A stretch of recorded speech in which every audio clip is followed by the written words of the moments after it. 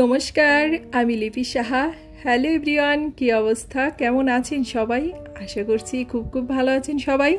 আমরাও ভালো আছি আপনাদের আশীর্বাদে, ঈশ্বরের কৃপায়। আর আপনারা যেখান থেকে আমার ভিডিওটা দেখছেন সবাইকে অনেক অনেক ওয়েলকাম আমার নতুন আরও একটা ভিডিওতে। আজকে সারা দিনটা জানেন তো একদম পুরো উলটপালট হয়ে গেছে, রুটিনটা চেঞ্জ হয়ে গেছে। তবে সন্ধ্যার যা রুটিন সেটা ঠিকই আছে। বিকাল থেকেই আপনাদের সাথে ভিডিওটা শুরু করলাম। এখন দেখেন 6টা প্রায় 20 বাজে। তো মাত্রই স্নানটা করেছি।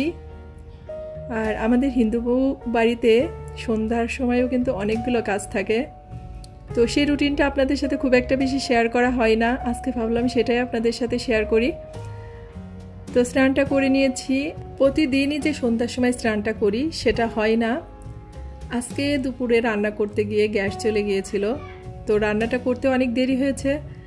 আর ভাবলাম রান্নাটা করেই একবারে স্নানটা করব সন্ধ্যার সময়, তাহলে আর আলাদাভাবে কাপড় ছাড়তে হবে না। তো এই যে এখন স্নানটা করে এসে সন্ধ্যা লেগেছে যেহেতু বাইরের লাইটটাকে জ্বালিয়ে দিলাম।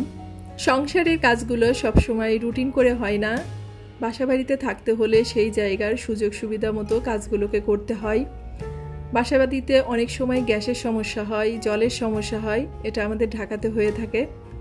তো সেসব কিছুর সাথে ম্যানেজ করেই আর কি কাজগুলো করতে হয় সংসারের।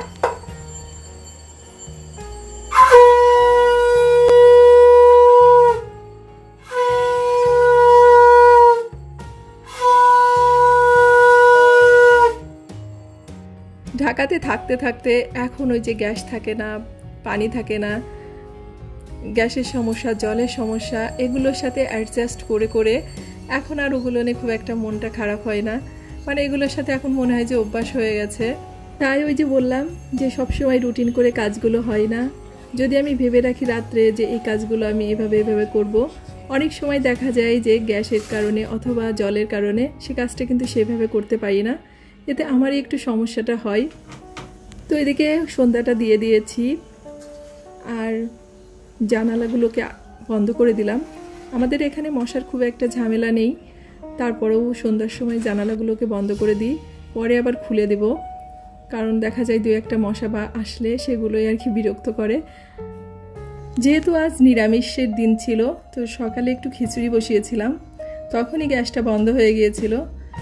তারপর গ্যাস আসার পর 3টার দিকে খিচুড়িটা রান্না করে স্বপ্নিলকে খাবারটা দিয়েছি। আর স্বপ্নিলের পাপা যেহেতু খিচুড়িটা খাবে না, আমি জানি দুপুরবেলা সে খিচুড়িটা খেতে চায় না, তো তার কারণে ডাল রান্না করেছি ডাঁটা দিয়ে, আর কচু শাক রান্না করেছি ডালের বড়া করে। আর সন্ধ্যার দিকে আমাদের এখানেই যে শিব পার্বতীর আবার নাচ, এটা প্রতি বছরই আসে, তো আজকেও এসেছিল, একটু ভিডিও করেছিলাম আপনাদেরকে দেখানোর জন্য।